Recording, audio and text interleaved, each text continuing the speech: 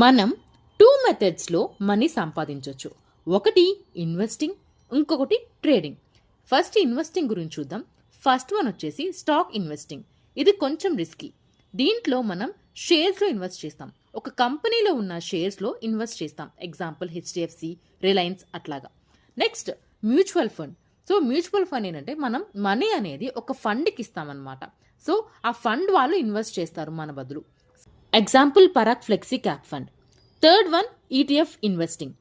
ఇక్కడ మనం ఒక ఇండెక్స్లో ఇన్వెస్ట్ చేస్తాం. ఎగ్జాంపుల్ నిఫ్టీ 50, సన్సెక్స్, ఇంకా ఫిన్ నిఫ్టీ. Second method trading.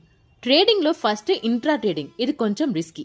ఒక రోజులో మనం రిలయన్స్ స్టాక్స్ కొనేసి ఈవినింగ్ కల్లా అమ్మేయడం. ఇది రిస్కీ మెథడ్, కానీ మనీ మాత్రం చాలా బాగా వస్తాయి. Swing trading. ఇది సేఫ్ అని చెప్పొచ్చు when compare to the intra trading. ఇక్కడ ఏంటంటే మనం స్టాక్స్ ఒక రోజు కాకుండా 1 వీక్ కానీ 1 మంత్ కానీ ఉంచుతాం.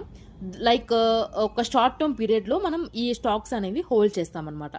దీంట్లో మనీ కొంచెం తక్కువ వస్తాయి, కానీ కొంచెం safety when compare to the intra trading. Third one వచ్చేసి ఆప్షన్ ట్రేడింగ్. ఇది చాలా రిస్కీ.